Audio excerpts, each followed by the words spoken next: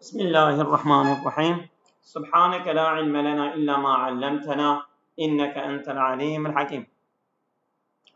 فاكهة البطيخ وفوائدها. Yani karpuzun faydası, karpuz meyvesi ve faydaları. Ondan bahsediyorum. Evet.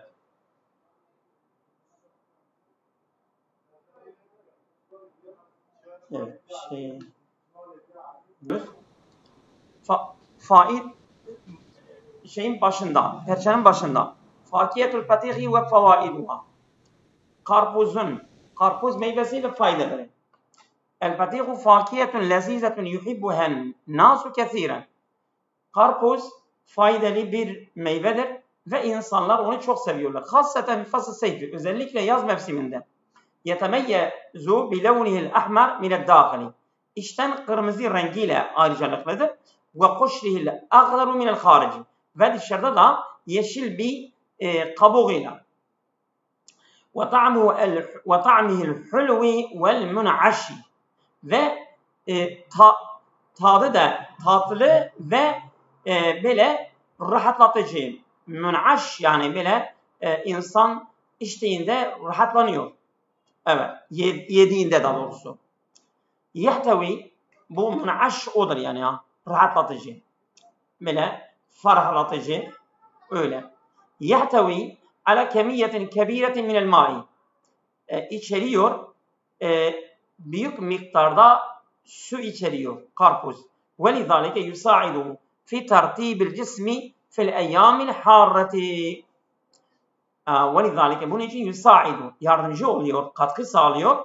Fi tertibil cismi, bedenin nemlendirmesinde fil eyyamil harreti, sıcak günlerde. Sıcak günlerde bedenin böyle nemlendirmesinde yardımcı oluyor karpuz.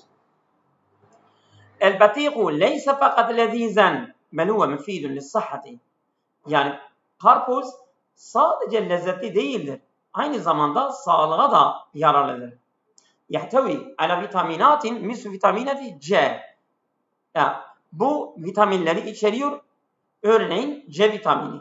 Ve yehtevi ala mevaddin tusaidu fi takviyetil kalbi. Kalbi güçlendirmek için evet bazı maddeleri de içeriyor.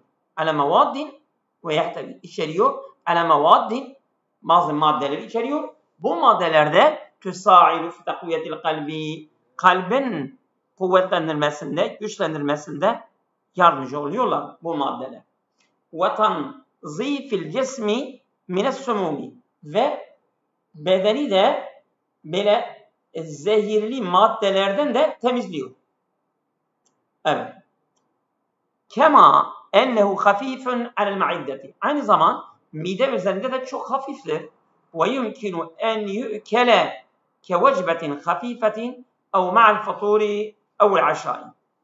Ve yumkinu mümkündür en yu'kele kevecbetin hafifetin. Hafif bir öğün olarak da yenilebilir. Ev ma'al faturi ev'l aşai. Veyahut kahvaltı ve akşam yemeği olarak de yenilebilir karpuz. Yumkinu eklul batihi kema huve. Karpuzu olduğu gibi yiyebiliriz. Au tahdirihi ke asirin. Veyahut onu meyve suyu olarak hazırlaması da, yenilmesi de mümkündür. Au hatta idafeti ile salatati. Onu salataya da ekleyebiliriz. Ve huve minel fevâkihilleti yuhibbuhel kibaru ve sigaru. O öyle meyvelerdendir ki hem büyük küçük herkes onu seviyor, karpuzu. Ve sehelil ma'id. Evet. Ve huve minel fevâkihilleti yuhibbuhel kibaru ve sigaru ve sehelil hadmi. Minel fevâkih ve minel fevâkihilleti ve minel fevâkihilleti sehelil hadmi. Evet. Yani bu sindirilmesi de kolaydır. Öyle meyvelerdir ki onun sindirilmesi de kolaydır. Evet. Lakinel afdal, o orada tam ibaresi bana göre hazırlarken orada bir tam şey yoktur yani ya. Lakinnel afdal ademul iksari minhu kablen nevmi. Ama en iyisi uyumadan önce fazla almaması daha öneriliyor. Neden? لِيَنَّهُ يَحْتَوِي عَلَى كَثِيرٍ مِنَ الْمَاءِ. Çünkü çok sayıda su içeriyor. Onun için fazla suyu alıp da uykuya dalmak iyi değil. İnternet ve te'siru ala hayatina. İnternet ve hayatımız üzerindeki etkisi. İnternetin hayatımız üzerindeki etkisi var mı yok mu bakalım. İnternet huve min a'zami ihtira'atil asr hadisi. Modern çağın en büyük icatlarındandır internet. Harikalarındandır. Evet. Dekhala hayatena kable senevatil qalileti. Birkaç sene önce hayatımıza girdi bu internet. Lakinnehu gayyere kulle şeyin takriben. Ama yaklaşık her şeyi değiştirdi bu internet. Lekad asbaha cüz'en esasiyen min hayatina yevmiyeti. Bu günlük hayatımızın temel bir parçası haline geldi. Nestagdimu fil beyti. Evden kullanıyoruz. Fil medreseti. Okulda, fil ameli işten ve fi evkatil firagi. Boş zamanlarda da interneti kullanıyoruz. Asbaha mines sa'bi tegayyürül hayati min dunihi. Evet. Yani internet olmaksızın evet hayatı düşünmek zordur. Evet. Fil madi إذا أردنا أن نبحث عن معلومة كان علينا أن نذهب إلى المكتبة ونقلب الكثير من الكتب. Geçmişte biz bir konuyu, bir bilgiyi eğer araştırmak istediğimiz zaman biz kütüphaneye gidiyorduk ve orada bir sürü kitapları evirip çeviriyorduk. Evet. Yani onu bulmak için o meseleyi, o konuyu. Ama bugün feyekfi en nektübe kelimatin kalileten fi muharrikil bahs. Ama bugün yeterlidir. Bir az sayıda kelimeleri bu arama motorunda yani örneğin Google'de yazdığımızda yeterlidir. Ve nehsule ala alafin netaici fi savani. Birkaç saniyede bile binlerce sonuçları elde edebiliriz. Hâzâ yec'alu minel internet edatun. Hâzâ yec'alu minel internet edatin azîmeten lil ilmi ve ma'rifet. Bu interneti hem bilgi hem ilim için büyük bir edat kılmıştır. Evet. يستطيع الطالب أن يجد شرحا لأي درس. Yani bir öğrenci yani kendi dersi için herhangi bir açıklamayı kolaylıkla bulabilir. ويمكن للمعلم أن يحصل على طرق جديدة للتدريس.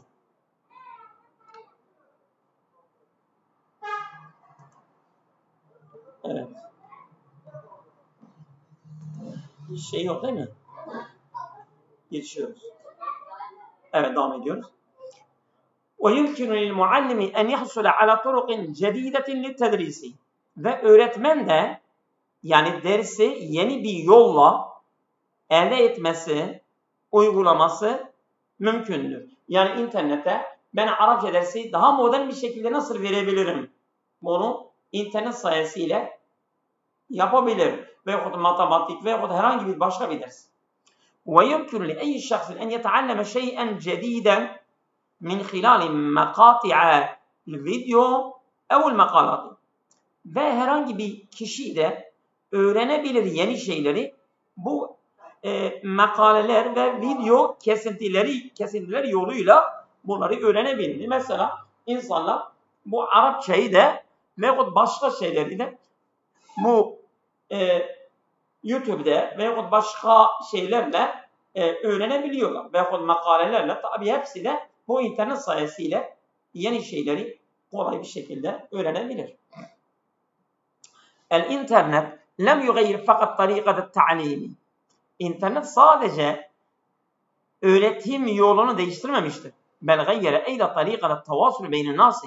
İnsanlar arasındaki iletişimi de değiştirmiştir. Eskiden biz bir mektup yazıp postaya atıyordu, gönderiyorduk. Ama şimdi mesela saniyeler içerisinde mesajı WhatsApp'la veya başka bir sosyal medya araçlarıyla hemen mesajını gönderebilirsin. İstediğin yere ulaştırabilirsin. Bu da internet sayesinde. Ehemmiyetur riyadeti lissahhati. Bu yani sağlık için sporun önemi. Spor. Yani sağlık için ne kadar önemlidir? Bakalım. Er-riyadetu leyset fakat nişatan bedeniyen yahut neşatan bedeniyen. Dıptı. Her ikisi de olabilir. Spor sadece bedensel bir aktivite değildir. Nakumu bihi min ecli teselliyeti. Yani kendimizi teselli etmek için, yani kendimizi böyle rahatlatmak için onu yapıyoruz. O sadece o değildir. Bel hiye üslubu hayat. Bir hayat üslubudur, tarzıdır, şeklidir. Ve hiye vesiletun fa'aletun hufazi ala sa'atil cismi vel akli ma'a. Aynı zaman bu spor bir araçtır, aktif bir araçtır. Yani lil-huffazi ala sıhhatil cismi. Beden sağlığını korumak için vel akli. Akıl ve beden sağlığını korumak için aktif bir araçtır. Bu her ikisi için ha. Hem akıl hem beden. Çünkü el-aklu selimu fil cismi selim. Eğer beden sağlıklıysa akıl sağlıklı olur. Eğer beden özürlü ise akıl da özürlü olabilir. Ben bu şeyi Suriye'de bir okulun divarından yazıldığını gördüm. El-aklu selimu fil cismi selimi. Menzu alaf senine kânel insanu yumaresu er-riyadete bi tarikatin muhtelifetin. Yani binlerce seneden beri insanlar farklı yollarla sporu yapıyorlar, sporla uğraşıyorlar insanlar. Örneğin nasıl? Yani mesela spor, bir çeşitleri spor var. Nasıl? Misal ceri, koşu, ve rukubil hayli, ata binmeyi, vel meşyi tavili, uzun yürüyüş, ve raf'il eşya'id sakileti, ağır şeyleri kaldırmak, ve kullu zalike bi hedefil bakali kaviyen ve neşitan. Bunlar hepsi aktif ve güçlü kalabilmek amacıyla yapılıyor. وَمَعَ تَطَوُّلِ الْحَيَاةِ أَصْبَحَ لِلْرِيَاضَةِ اَهَمِّيَّةً اَكْبَرُ. Evet. Bu hayatın gelişmesiyle spor daha büyük bir önemi kazanmıştır. Önemli hale gelmiştir yani. Spor. Evet. Neden? لِأَنَّ الْاِنْسَانِ أَصْبَحَ يَجْلِسُ لِفَتَرَاتٍ طَوِيلَةٍ بِسَبَبِ الدِّرَاسَةِ اَوْ الْعَمَلِ اَوْ اِسْتِخْدَامِ الْهَاتِفِ وَالْحَاسُبِ. Çünkü insan asbaha oldu ki yeclisu li feteratin taviletin. Oturuyor, uzun dönem böyle oturuyor. Bir diraset. Şimdi biz buradayız ya. Bak ben ayakta ders veremem ki. Ben mecburen oturacağım. 1 saat, 2 saat. Eğer bir ders bundan önce vardı biz okuduk. Şimdi bir ders. Bundan sonra bir ders varsa uzun süre insan ders nedeniyle de yani oturmak zorunda kalıyor. Evle ameli ya iş yapıyor. Örneğin memurdur. Masada kalıyor. Oturuyor. Ev istihdamil hatifi ve telefon kullanıyor. Bu gençler oturuyor ve oturarak telefon kullanıyor. Vel hasubi bilgisayar çalıştırıyor.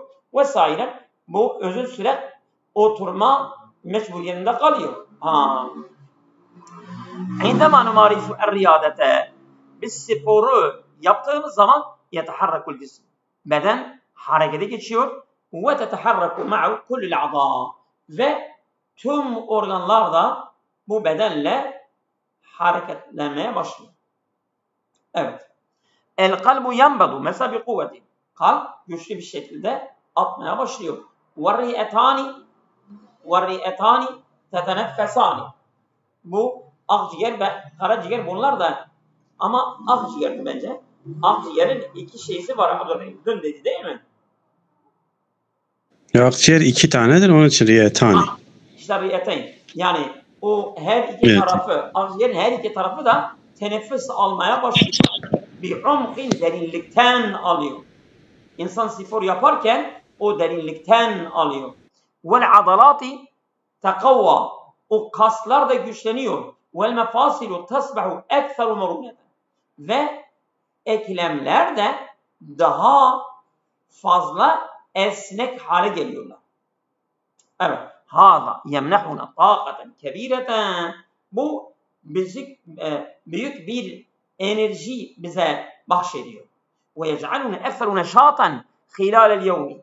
Ve gün içerisinde bizi daha aktif hale getiriyor. Ve yec'aluna bizi kılıyor ekseru neşâtan. Daha aktif hilâlel yevmi. Gün içerisinde yani bir insan eğer günde 1-2 saat spor yaparsa tabi düzenli bir şekilde bunu görecek ki ne kadar faydalı olduğunu. O gün o insan daha dinçtir. Kema tusaidu riyadetu fi tahsinil hazmi. Aynı zamanda spor bu sindirim sisteminin iyileştirilmesine de katkı sağlıyor. Ve taklili şuuri bit ta'bi. Evet. Fi tahsinil hazmi ve fi tahsini taklili şuuri bit ta'bi. Yani insan yorgunluk hissinin azalmasının da katkıda sağlıyor. Tusaidu fi tahsinil hazmi ve tusaidu fi taklili şuuri bit ta'bi. Yani insan daha az kendini yorgun hissediyor. Yani mesela sürekli oturan insan spor yapmazsa böyle kendini yorgun hissediyor. Ve tahsinin nevmi ve daha kaliteli bir uyku alabiliyor. Spor yapan kişi. El-ma'u ve ehemmiyetu fil hayatı. Su ve hayattaki önemi. El-ma'u huve esasul hayatı ala kevkebil ardı. Bu içinde olduğumuz gezegen üzerinde hayatın temelidir su.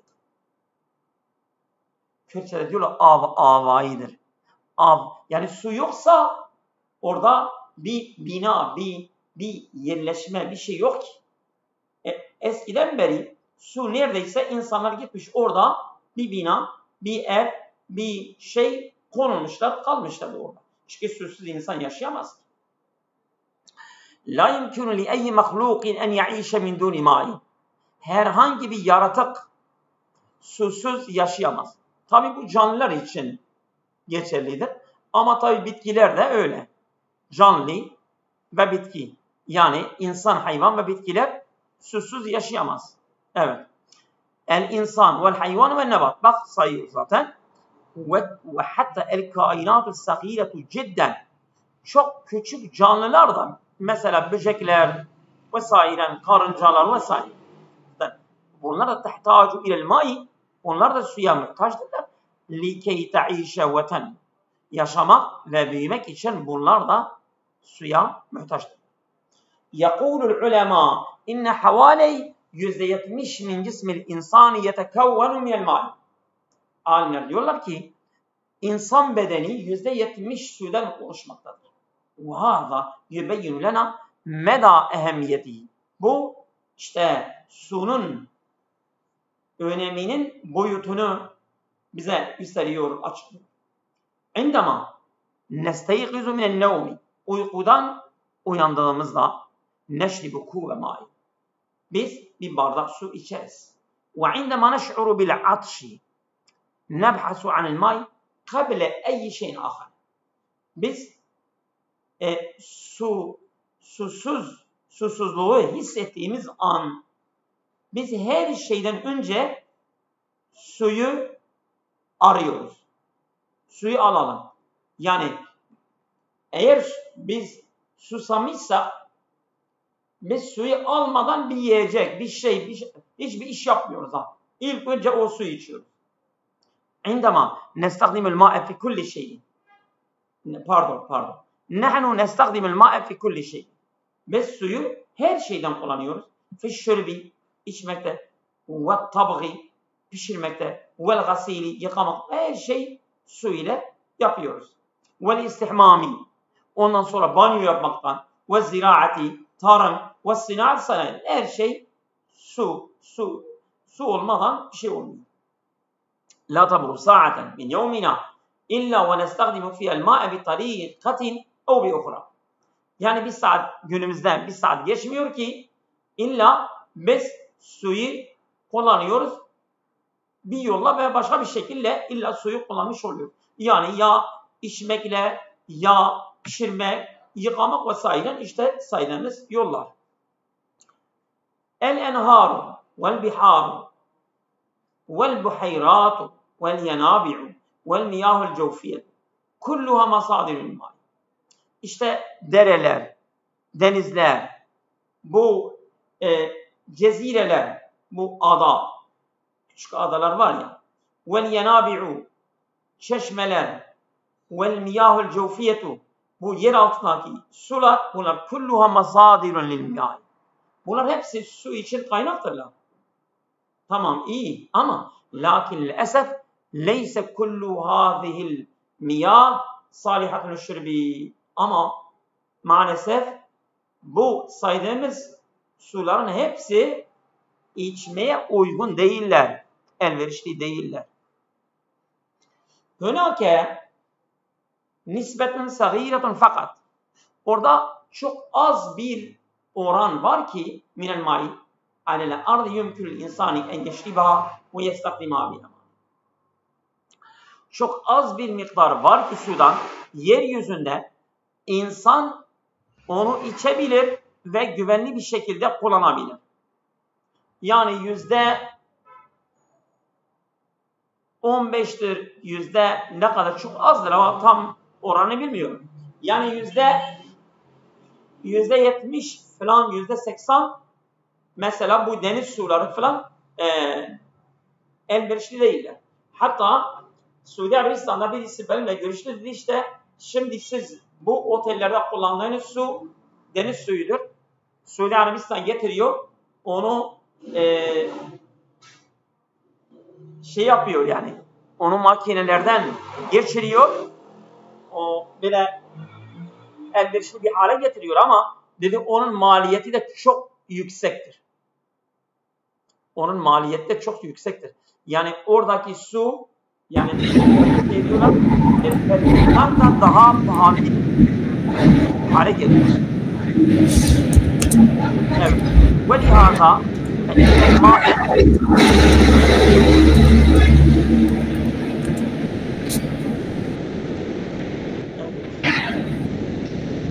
mikrofonu kapatabiliriz.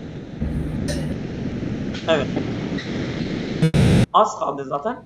وَلِهَذَا فَاِنَّ الْمَاءَ كَنْزٌ ثَم۪ينٌ يَجِبُ اَنْ نُحَافِظَ عَلَيْهِ وَلَا نُضَيِّعَهُ. Bunun için yani su, yani içmek için kullanılan su miktarı çok az olduğu için su böyle çok pahalı bir hazinedir. يَجِبُ اَنْ نُحَافِظَ عَلَيْهَا. Onu korumamız gerekir. وَلَا نُضَيِّعَهُ. Onu zayi etmemiz gerekir. Yani onu boşu boşuna harcamak, israf etmemek gerekir daha doğrusu. Evet. Bugün yeter mi dersimiz?